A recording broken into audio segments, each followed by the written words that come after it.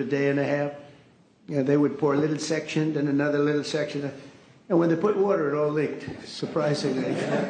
So it was fun, but I love construction. That's, I guess, why I like this a little, because we're going to have to redo it. So I'm honored to welcome exceptionally talented and committed group of patriots. You're amazing people. This is an amazing board, I'll tell you. And I get so many calls from people, could I get on the board? You have a lot of people that are not so much in love with me right now because I couldn't get them on the board. But because the board is taken. But we're going to turn it around, and the Kennedy Center Board of Trustees, you're here, and in many cases you have your spouses. And I want to thank Rick Grinnell. Where's Rick? Where's Rick? Hello, Rick. He did a great job. He used to walk into the Justice Department with stuff on there showing all the horrible things that are going on in our country. He had a lot of courage. And he's going to be with me for a long time, different things. He seems to be a troubleshooter. I say, how about Kennedy Center? Let's fix that one up. And tremendous strides have been made. You'll be hearing about that in a second. But I want to thank the entire board for the incredible work and all the fundraising efforts. We're going to raise some funds, but we're getting a lot of funds also from Congress because they want to see this thing good. You know, we have the 250th year anniversary coming up, and this building is going to be a primary focus in D.C. And it's got the potential for greatness. If it didn't, I wouldn't have done it. But it has a great plan. It's got great sound. It's got a lot of things that, you know, if you don't have good sound, you can forget it. You're never going to. They've been trying to do things over at Lincoln Center. All my life I've been watching. They rip it down, build it up, rip it down. You know, some of the greatest sound of buildings built in the 1850s out of pure marble. And you get up and you can just talk lightly and they hear you back 100 rows. But and if you don't have sound, I think there's a certain amount of luck. You hire sound engineers, they get a lot of money, and then you open the building and you can't hear anything. So we're going to do some good things, but the basics are there. The location is phenomenal. The importance of the building is phenomenal. And we'll have some very interesting plans. I always thought they should have built a beautiful performing center, open air, facing out over the Potomac. They didn't do that. They built these crazy rooms underneath. They built 3 tiny little stages, very expensive.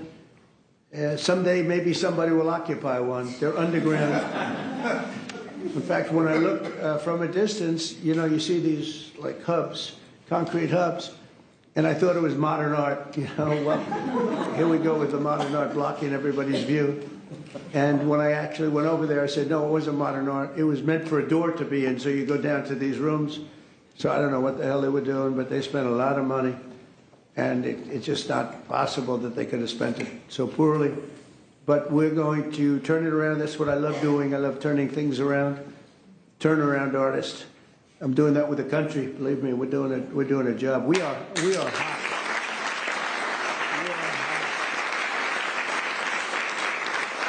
The country is hot. We in a short period. Look, we've been there for 100 days plus a few days, and as they said, the King of Saudi Arabia said, "Your place, your country is a whole different image now." We were a laughing stock. An absolute laughing stock, but we're not a laughing stock any longer. And, you know, I was talking to, as I said, President Putin for 2.5 hours. That was being very seriously listened to. We don't like what's happening. We don't like that we should have ever been involved. Would have never happened. But we're respected again as a country. You know, one thing that I tell you that I think is amazing, if you remember about 8 months ago, the big story was that nobody wants to join our military. We couldn't have any, people weren't joining. And they weren't proud of our country. They weren't joining police forces all over the country, Houston, Dallas, all over the country, New York. And now we have a record-setting enlistment in the military. Think of that, record-setting. The most in 38 years, but it's probably more than that. They started taking the numbers, Susie, 38 years ago, right? But the most in 30 years, probably the most ever, I don't know. But we have record-setting young people that want to join the military, and that's incredible. To have that is just absolutely incredible. And to think that 8 months ago we were all listening to the fact that this was before the election. 8 months ago we were listening to the fact that we wouldn't have any, we wouldn't have anybody in our military. I mean, nobody. Army, Navy, Air Force, Marines, Space Force. I'm so proud of Space Force because we got that going. We started Space Force and they wanted to terminate it, and the military backed up. And they said, you're not going to do that. We were third in space, and now we're number one in space by a lot. They've done a great job. They had some great commanders in Space Force. But, you know, ultimately it's going to be truly one of the most important things we've ever done because it's all heading to space. And I'm not talking about just experimental things that we do, because a lot of people don't understand that. We can understand that. But we're, in terms of defense and offense of our country, it's going to be very, very important. We're number one in space by a long shot. The Kennedy Center mission is to be the crown jewel of the arts and culture in our nation's capital. And under our new leadership, we're going to take this revered institution to heights that it's never seen before. I think we can take this to really some, because we have the right place. We have all the politicians, and then we have the people that want to get to know the politicians for lots of bad reasons. And, you know, we have everybody here. They have to be here for something, sometime. I've got total confidence in the just great team that Rick and the group have put together. Sergio's done fantastically. We're especially pleased to be joined tonight by Secretary of State Marco Rubio, great guy. Great guy. I'm telling you, he was born for this. He loves it. You see him, he's in one country, another country. I think he loves it. But he's so respected everywhere he goes. And I know how tough he is, because I used to have to be up there with him. He was not nice. He was a tough one. He was as good as you get. I didn't know that we would end up being this close. We like each other. I think I can speak for him. I can speak for myself, but I like him, and he's done a fantastic job, and he's really, really working. And we're getting relationships that we lost that were very important for us in many ways. And so I want to thank Marco, and Marco's on the board, Attorney General Pam Bondi, who I've known so long, and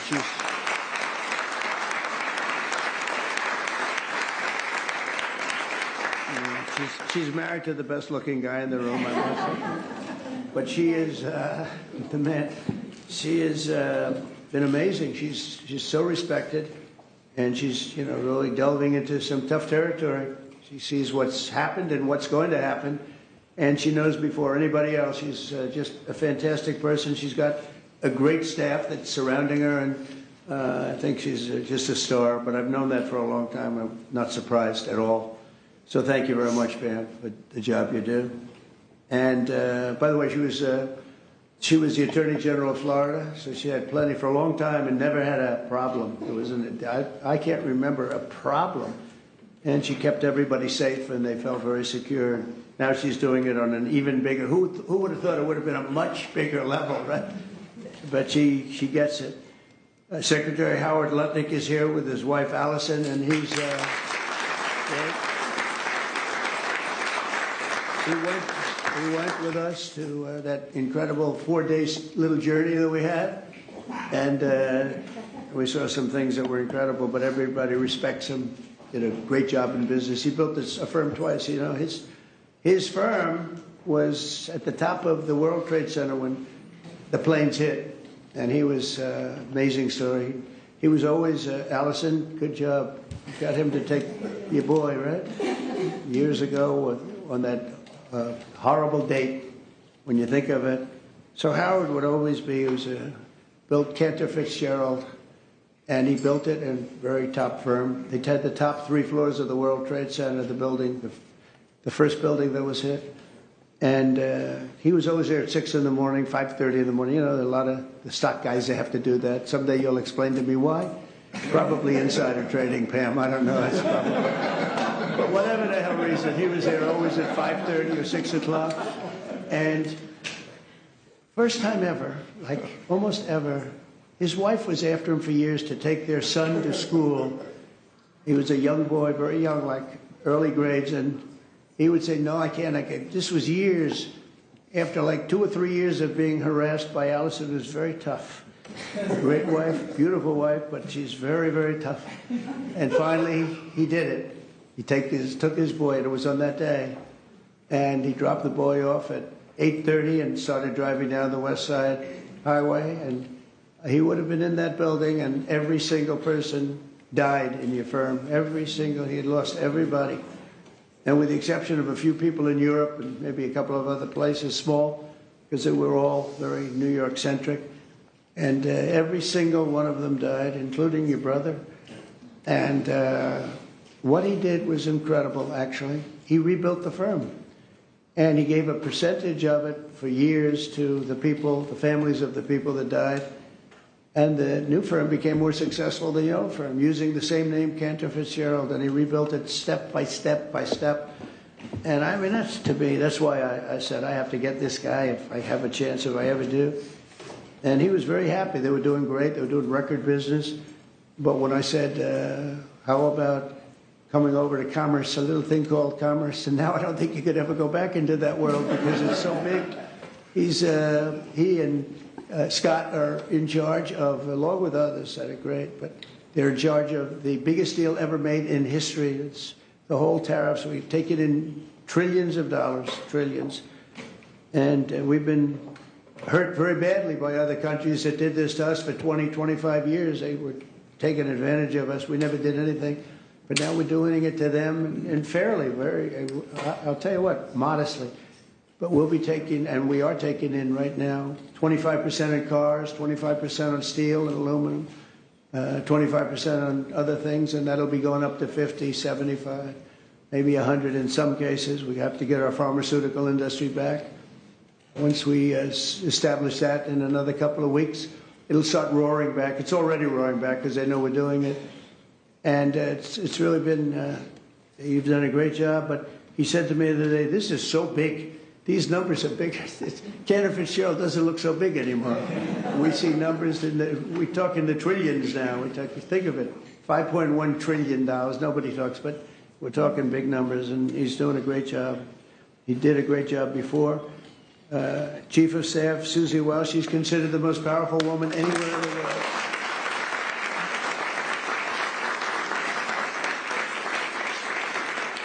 She's the most powerful woman in the world. And a lot of people are saying that, but she had a couple of articles, and I said, you know, it's actually true. She can wipe out a country with just a mere phone call. That's the end of the country.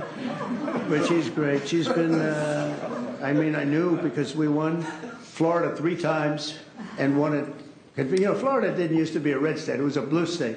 When I first ran, that was a blue state. And now it's a seriously red state. And it got more and more, and we're going to keep it that way. But Susie ran it, and we won by a landslide, and a Republican hadn't won. You know, you had a Democrat senator, you had 2 Democrat senators, but you had a Democrat governor, you had a lot of Democrats. And so we won in a landslide. I said, good. Then the next time I won again in a much bigger landslide, and anybody I endorsed also won. And I said, that's good. And then when it came time to do this, after the election was rigged, the second one was rigged, whether you like it or not, it was rigged like nobody's ever seen. And now people are seeing it. Now people don't even fight me. You know, they used to say, sure, it's not really that nice to say. I'm honest, it was rigged. And unfortunately, that's what happened. You look at some of the things that happened. All of these things would have never happened. But when it came time to thinking about doing it again, I didn't think I'd have to do that. I said, you know, I think I can take that woman, my friend now, but at the time I didn't know. Her father was Pat Summerall, who was a great football player, was probably a greater announcer for 28 years for the NFL. But that tells me, you know, because I'm a big believer in the genes, person's genes. And Susie was, I said, you know, let's use Susie. She did a great job in Florida for me twice.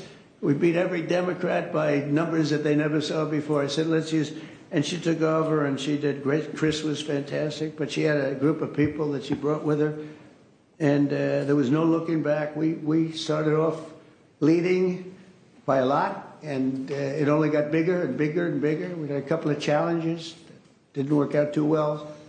Worked out well for us, but Susie was fantastic. And now she's the chief of staff of the president, and she really makes it work. And she's the first woman, this is shocking to me, because, you know, I thought we were beyond that.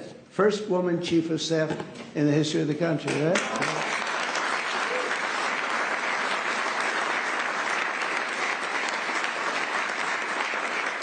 And she's doing a great job. And you know, those men are scared. She sits in the back of the room. She watches them like this. She doesn't want publicity. She doesn't want to be on camera. She doesn't want stories. But they're up there yapping, yapping, yapping. And if they start yapping the wrong way, it's not pleasant for them. She's great. And we have a friend of mine, a man that I endorsed, and he proudly went through the roof, Jeff Landry, governor of Louisiana.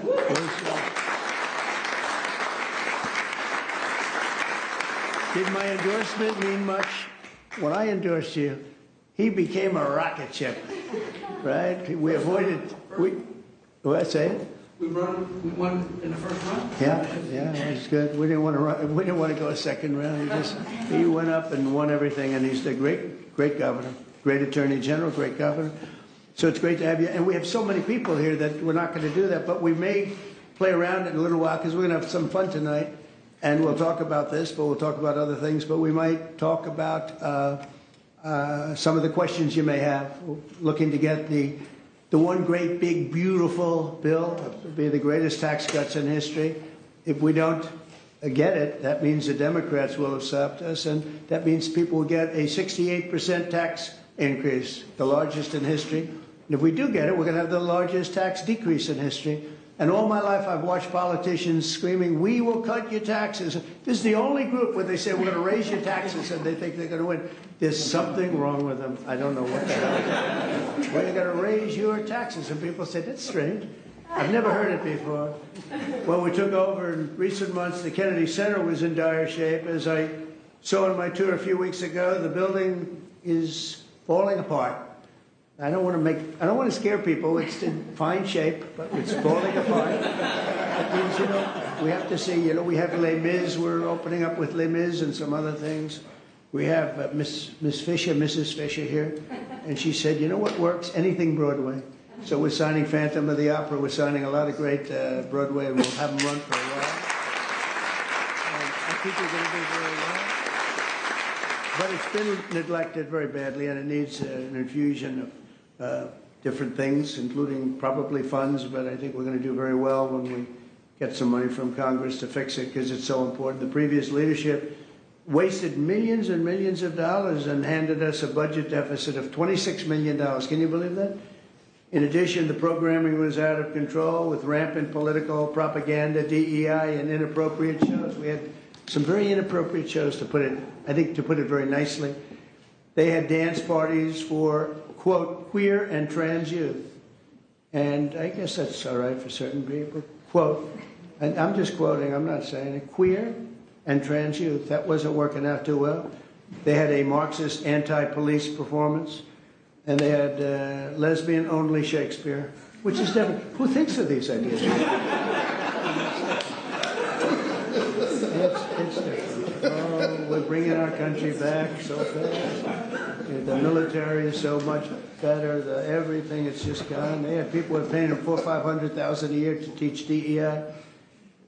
Just 12 weeks, our new board has balanced the budget. Think of that in 2026 budget. That's a pretty good job you've done. So that's amazing. So the 2026, I told you it was 25 million under, balanced now for the fiscal year. Eliminated DEI initiatives in all cases, brought back family-friendly programming that will attract large audiences once again, and launched a plan to renovate the building and reclaim the grandeur as a landmark, really a Washington landmark, which it always was. The Kennedy Center will also play an important role in our national celebration to commemorate the 250th anniversary of America's founding. So we have three really big. We have that. We have the 250th anniversary of America's founding. That's a big deal.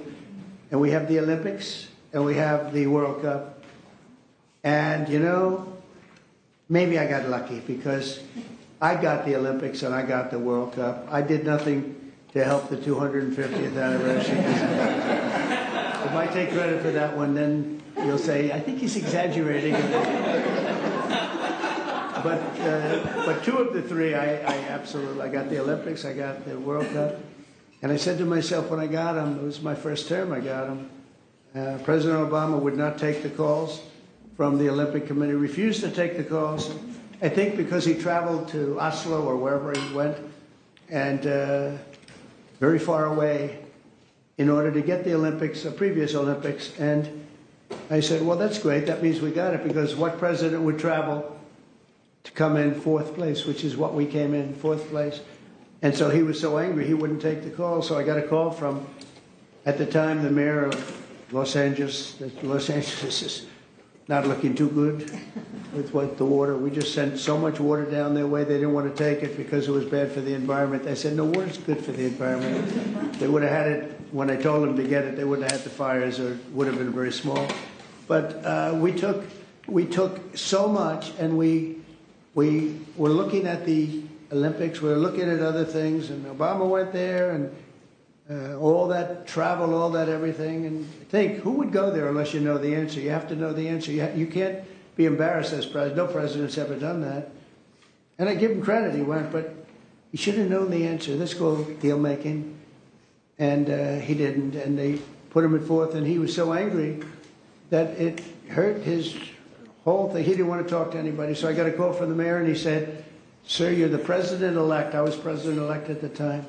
The president will not speak to the Olympic Committee, and I understand that, but a little bit his fault, I guess. He was very embarrassed by that. And I said, I'll speak to him. And I spoke to this gentleman who was obviously Scandinavian, seriously Scandinavian, and very nice. I couldn't get him off the phone because he was so starved for love. He just kept, I must have had him for 2 hours. I couldn't. I said, sir, I have to go. President-elect. Yes. All I said to him, yes, yes, yes, we will take good care. They wanted to know that if they choose us for the Olympics, will we treat them nicely? And I said, we're going to treat you like so well, like you've never been treated. And then he wanted to talk about anything because nobody would talk to him. Now he talks to him. And we got the Olympics, and then we got through Johnny, who's the boss. He's a friend of mine, and we got the World Cup. I got them both, and I said, man, I won't be president. I won't be. I got the Olympics and the World Cup, and I won't be president. And they're going to forget that I got them. Nobody's going to mention it because, you know, a little bit, that's the way life is. And then they rigged the election. And then I said, you know what I'll do? I'll run again, and I'll shove it up their ass.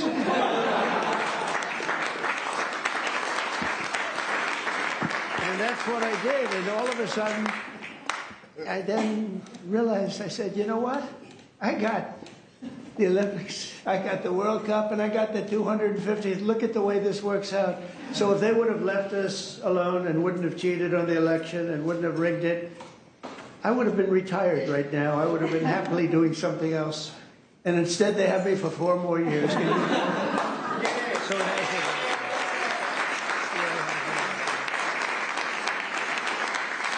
So instead of putting forward programming that tears our country down and tears our country apart, the Kennedy Center should be the nation's premier venue for lifting up the best of our country and lifting up the American arts, theater, music, and culture. And together, it's really an honor to be like. I mean, I have so many friends on the board. It's a hot board, just like we have a hot country. You know, we have a hot country.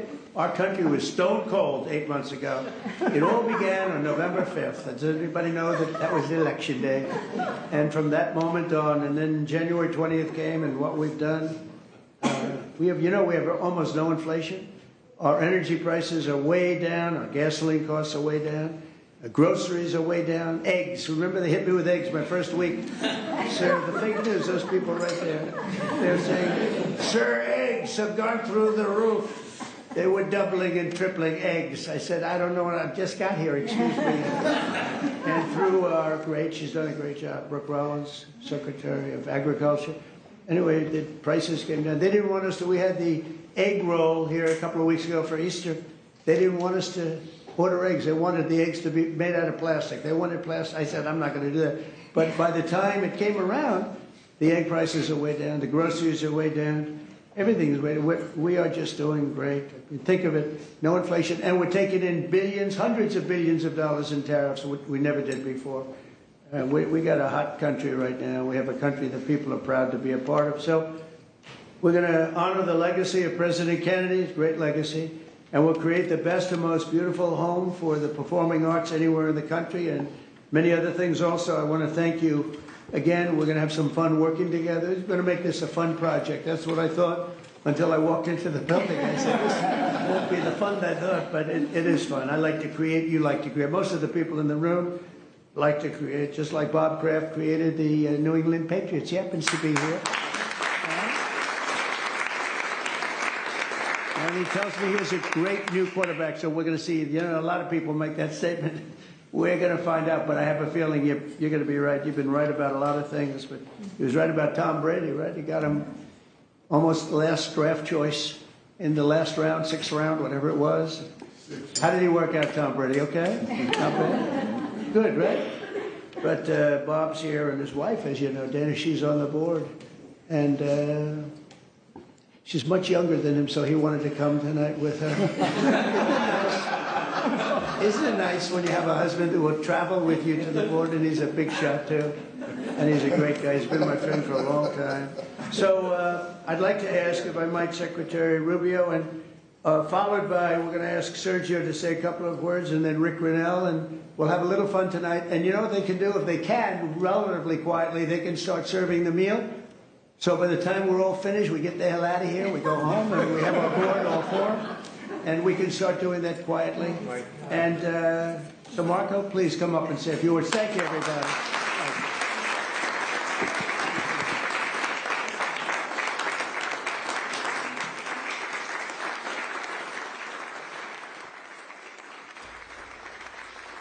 All right, we are listening to the president hosting the Kennedy Center leadership at the White House on Monday night, talking about the new and exciting changes coming from the Kennedy Center, as well as addressing the concerning matters around the world and in this country.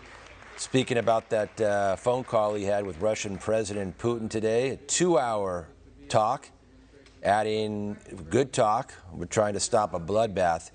He also had a story which came as a surprise to many of us about U.S. Commerce Secretary Howard Lutnick, who was the former head of finance company Cantor Fitzgerald. His company was on the top, the penthouse, if you will, of the World Trade Center when the planes attacked. He was telling the president and everybody else that he would come to work at 5:30 every morning, 6 o'clock every morning. But for years, his wife was saying, you don't need to go in that early. Take the kids to school. On that one day, Howard Lutnick took his young child to school around 8:30, and while traveling to the office at that point is when the first plane hit his tower. Everybody in his company died on that day, including his brother. All right, in other news, a massive manhunt is underway for 7 escaped dangerous. One America News Network, your source for credible, honest, unbiased reporting from around the world, has just launched a live, 24/7, 365 days a year, uninterrupted cable feed on YouTube. And it's only $5.99 per month. Now you can watch One America News Network live, anytime, anywhere in the world. Go to our YouTube page and click here to become a member today. One America News Network, your source for credible, honest, unbiased reporting from around the world, has just launched a live, 24/7, 365 days a year, uninterrupted cable feed on YouTube. And it's only $5.99 per month. Now you can watch One America News Network live, anytime, anywhere in the world. Go to our YouTube page and click here to become a member today.